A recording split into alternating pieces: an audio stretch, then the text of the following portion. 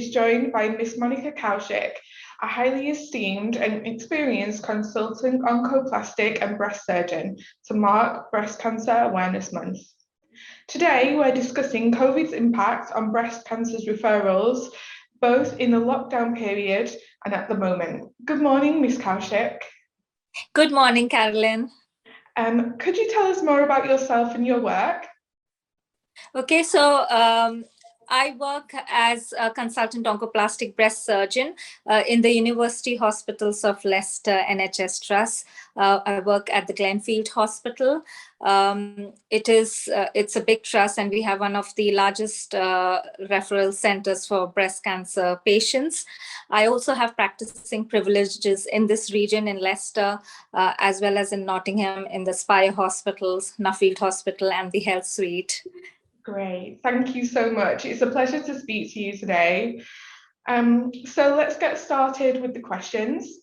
What impact did COVID-19 have on breast cancer referrals in the UK? So yes, this is the most common question people are asking now, looking at cancer awareness and how we deal with cancer.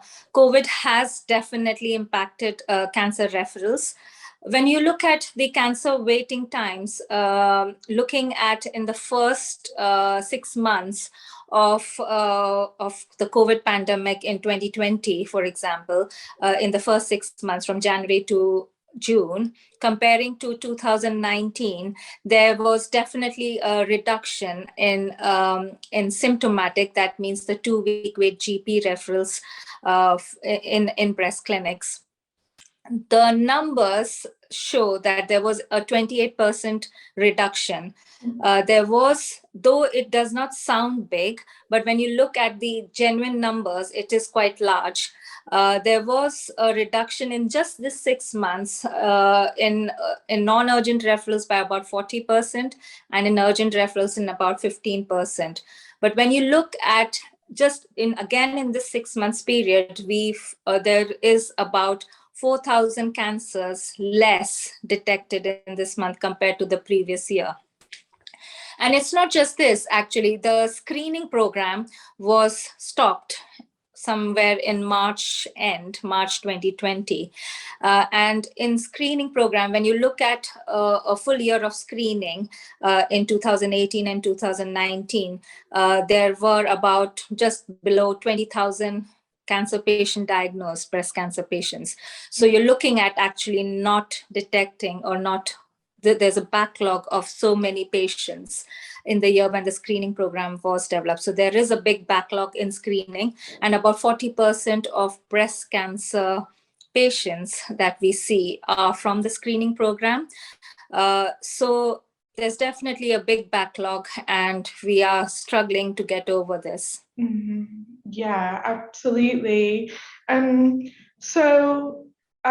there a current backlog in breast cancer cases that were due to be treated before the pandemic began as well?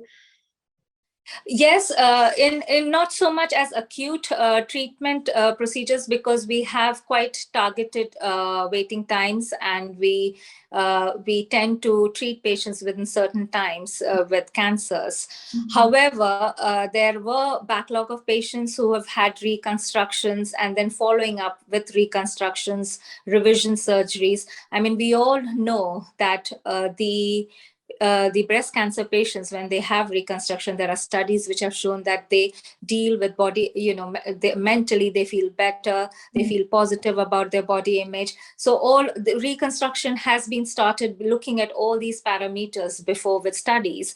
And we had all these patients still waiting and before the pandemic started. And obviously pandemic itself changed the way we treated patients, and a lot of these patients didn't have, or most of them didn't have immediate reconstructions or oncoplastic procedures. We were just doing surgeries if we could to remove the cancers, and that has definitely increased the backlog in this cohort of patients as well. And it's not just the physical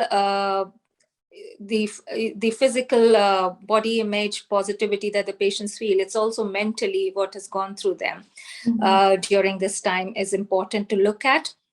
So definitely there is a backlog that was there before, which has increased during the pandemic.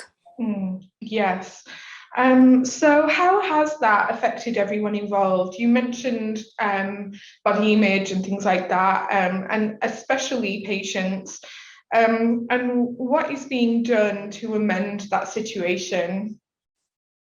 Well, first of all, I think if you look at the clinicians involved or the medical staff that's involved, a lot of effort, money, time, and work hours were spent in improving outcomes in cancers. We all know, and we've been telling for many years, that it's early detection is the key to having better outcomes in cancer, in not just breast cancer, in any cancer.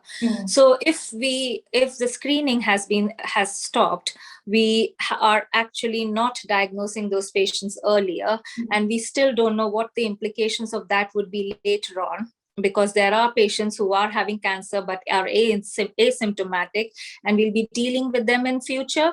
So that is still, we still don't know that, and obviously that's a stress and worry to the medical workforce looking at that and thinking about these patients. The other thing is obviously a lot of the way we managed these patients changed over the pandemic. Everyone wanted to treat the patients, obviously balancing the risk of COVID implications with the treatment that they would receive. In breast cancer, especially, 80% of breast cancers are hormone dependent cancers, where we could give a tablet or a hormone tablet to cancel the hormone effects and reduce the cancer growing. But that's not a standard treatment. The standard treatment is surgery. So we sort of delayed that. And though we know the outcomes are good in certain cohort of patients, we don't know in all cohorts of patients what these outcomes are. So there was always a nervousness and stress around this. The directive were given by professional bodies about it, but we had to balance the risk and benefits. The other thing is a lot of appointments were done over the telephone and virtual clinics, and we still don't know what the patients went through, because a very important part for breast cancer treatment is actually being there, supporting, talking to the patient, and sort of a one-to-one conversation is important. We have a breast care nurse with us when we talk to these patients, and there was a change, I would say, not so much a lack, but a change in communication, and we still don't know how patients have responded to that, and mentally how much they felt supported about it. Certainly, the nursing staff was working double and over and beyond, because they were trying to help them after the clinic appointments, again ringing them up to see if they were okay. That was the other thing that we have to look at, how this has affected them mentally. The other point that we need to note is that it's not just the patients who need a diagnosis or new diagnosis, but there were already patients in the pool of diagnosed cancer. And when these patients need to be followed up, we need certain investigations being done, following them up. And a lot of these investigations were postponed because obviously they were treated at one point, these patients, but the follow-up has been delayed. Again, it's a stress and worry to these patients, because it's kind of a reassurance to to make sure that they are checked regularly, there is no problems.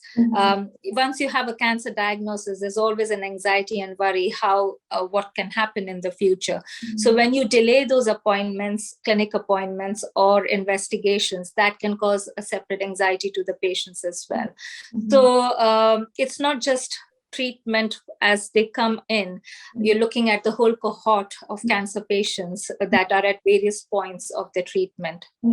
Yeah, absolutely.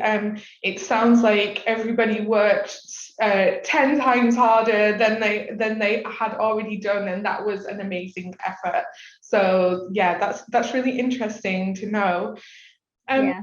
so for those that have been or were unable to get treatment, how vulnerable are or were they to COVID-19, both physically and mentally? I must say that it's not like the patients were unable to get treatment. I think the treatment methods were changed. Mm, And yes, a lot of, and the treatment options were changed because we felt that they were vulnerable to COVID coming into hospital.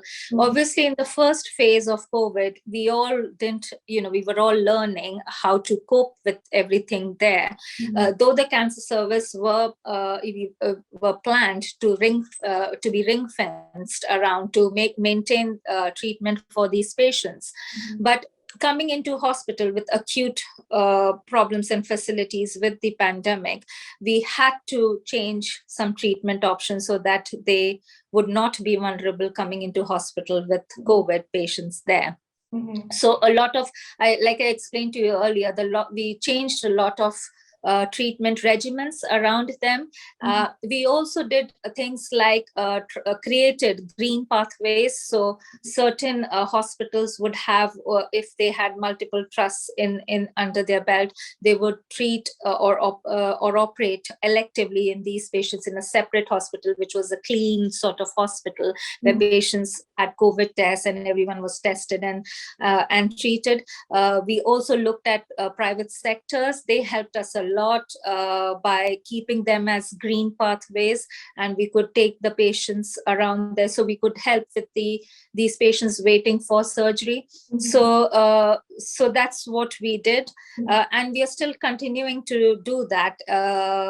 To help support with the backlog. mm, There was I mean, this was everything that we could do around it.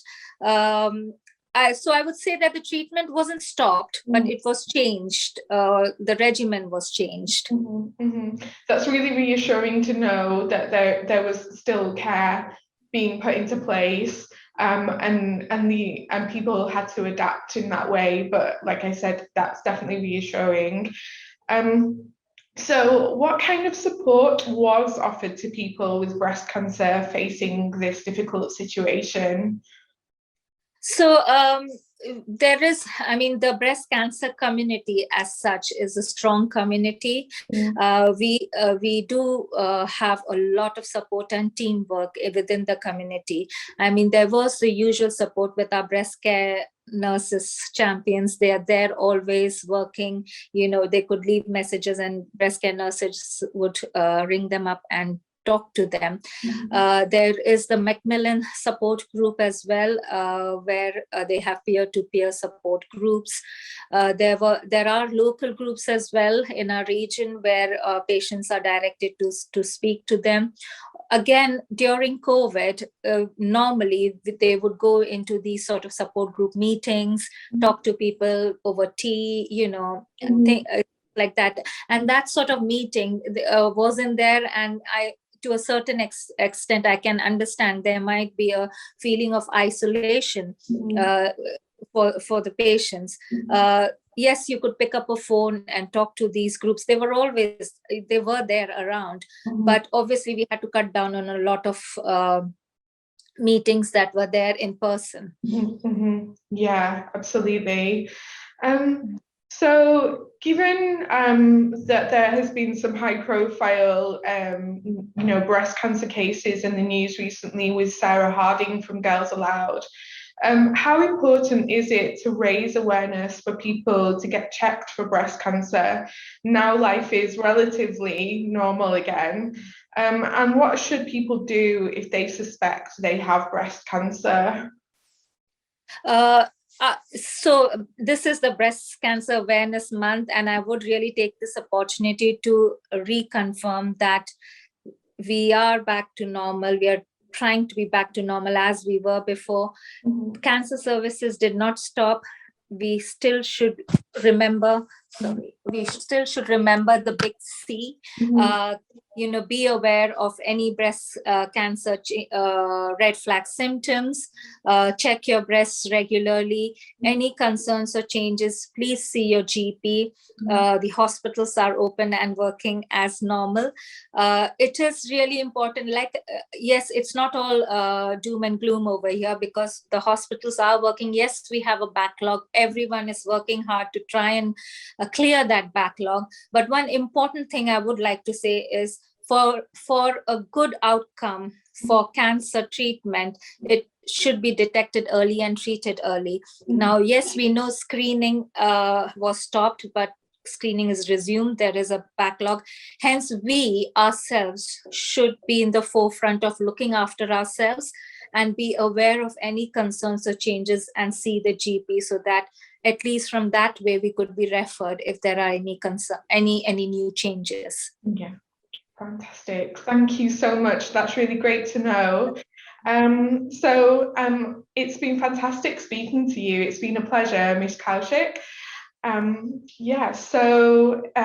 If you're looking for leading breast cancer expertise, visit Ms. Kaushik's profile at topdoctors.co.uk to arrange an appointment. Thank you. Thank you, Carolyn.